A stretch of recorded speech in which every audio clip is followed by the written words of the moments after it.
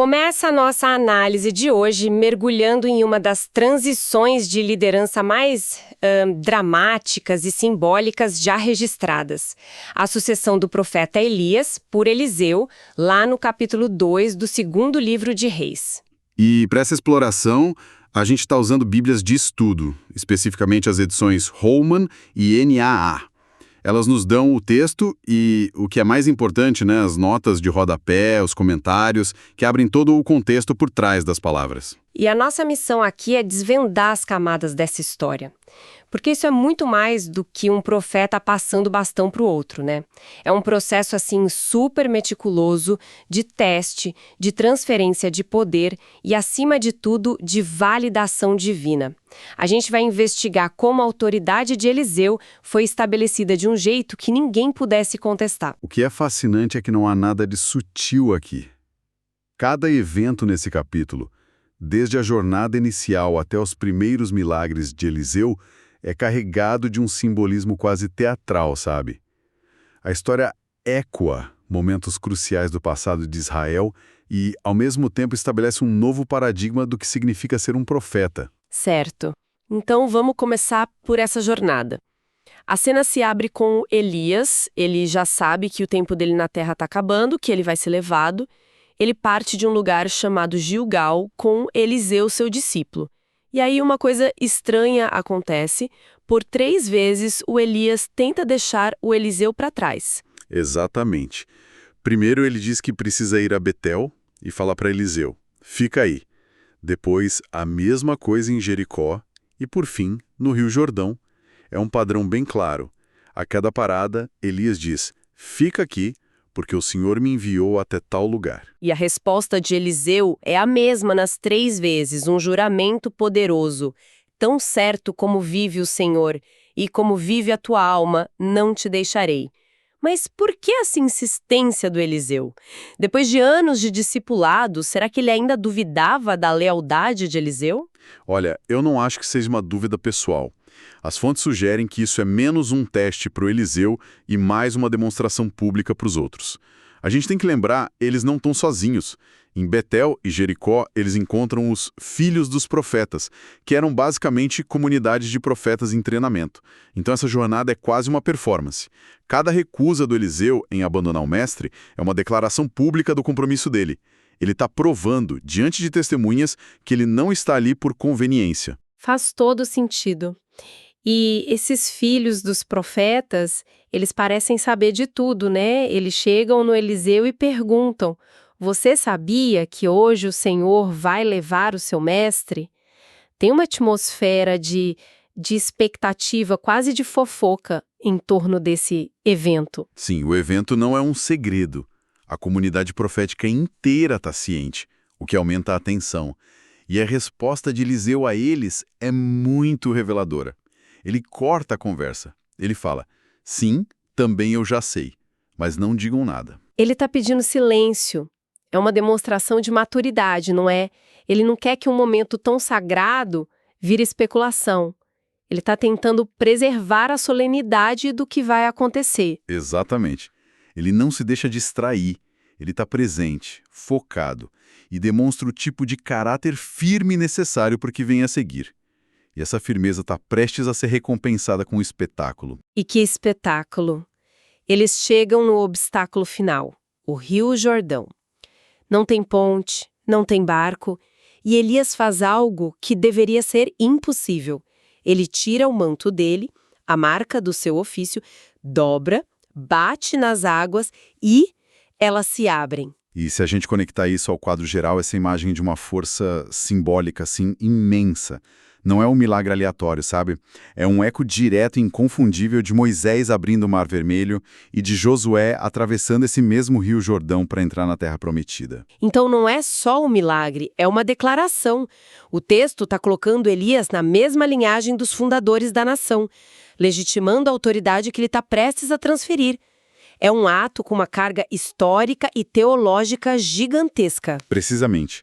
E é do outro lado do rio, em terra seca, que a jornada de testes chega ao clímax. Elias se vira para Eliseu e faz a pergunta crucial. Diga o que você quer que eu faça por você. antes que eu seja levado embora. É a chance do Eliseu, o cheque em branco. E a resposta dele é tão específica: quero receber por herança a porção dobrada do seu espírito. À primeira vista, isso soa um pouco arrogante, não? Tipo, ele tá pedindo para ser 2 vezes mais poderoso que o grande Elias. É a interpretação mais comum, mas as fontes mostram que é um mal-entendido cultural. A expressão porção dobrada era um termo legal tirado da lei mosaica. Referia-se especificamente à herança do filho primogênito. O filho mais velho tinha direito ao dobro da parte dos outros irmãos, não como um bônus, mas porque sobre ele recaía a responsabilidade de liderar a família. Nossa, isso muda tudo. Ele não está pedindo a superioridade, está pedindo legitimidade. Ele está dizendo: eu quero ser reconhecido como seu herdeiro principal, o continuador oficial do seu ministério. É um pedido de responsabilidade, não de poder. Exatamente.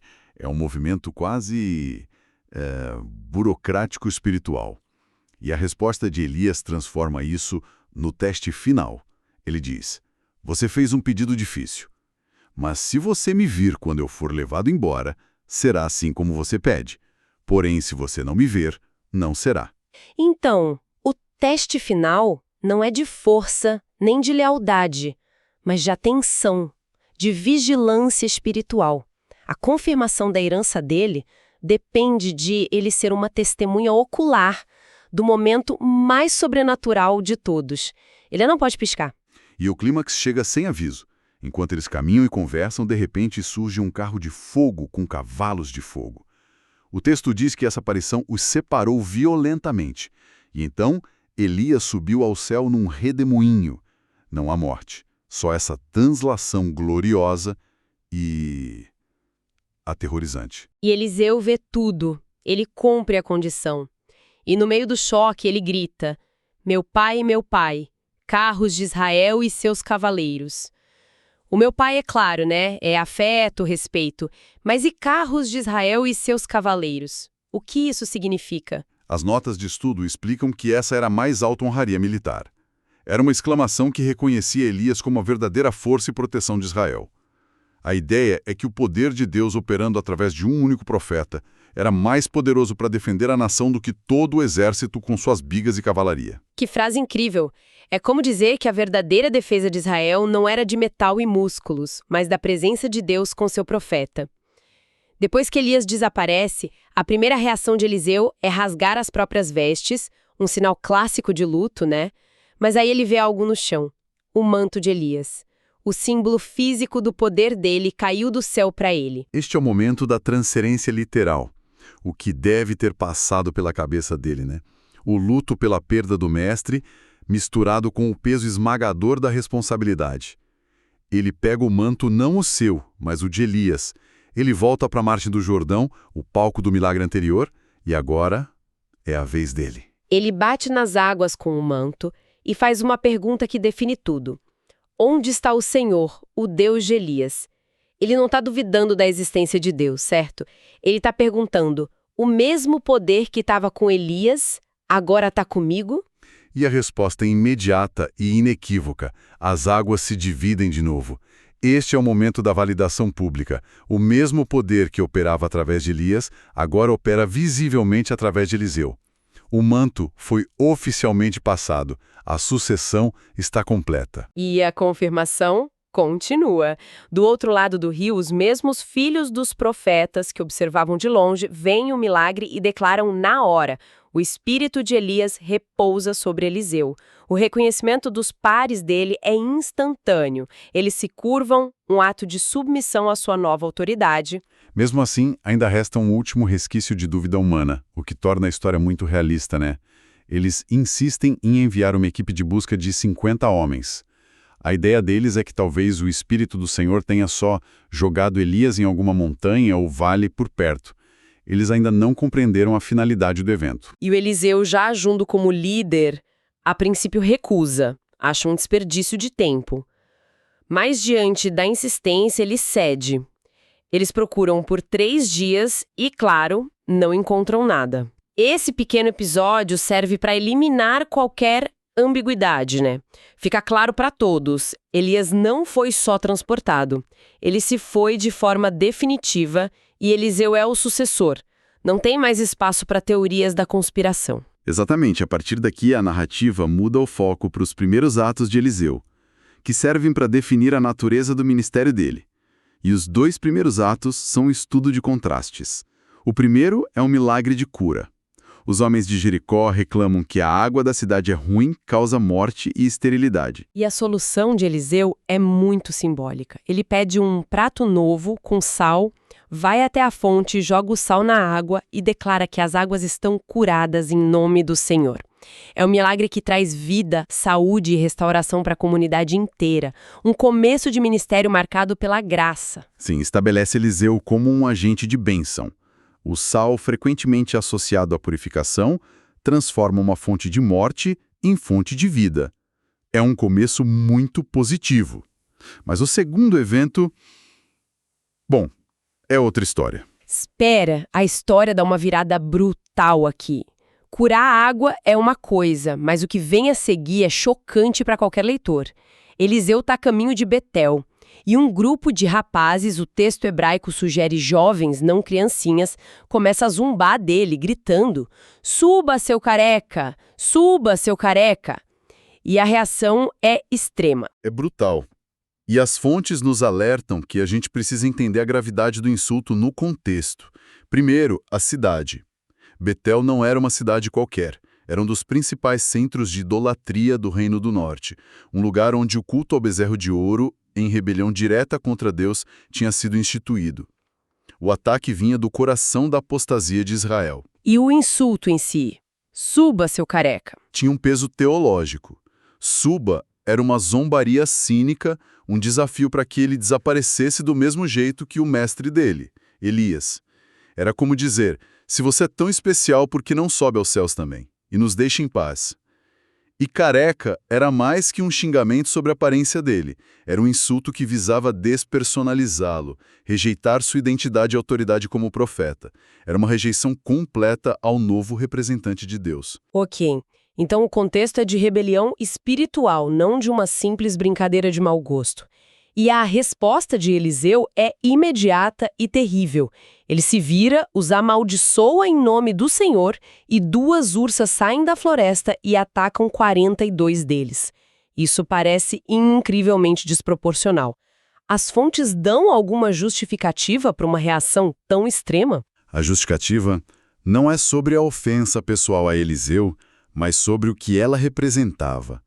Se o primeiro milagre demonstrou o poder de Deus para trazer bênção e vida, esse segundo milagre demonstrou, de forma terrível, o poder de Deus para executar o juízo divino através do mesmo profeta. Foi uma afirmação de autoridade no lugar mais desafiador possível. A mensagem era clara e serviu de aviso para toda a nação. O tempo de zombar dos porta-vozes de Deus havia acabado. Desrespeitar o profeta era desrespeitar o próprio Deus. Entendi. Então a mensagem era: a autoridade de Deus, através do seu profeta, é real e tem consequências reais, tanto para a bênção, como em Jericó, quanto para a maldição, como em Betel. Não tem meio termo. Exatamente.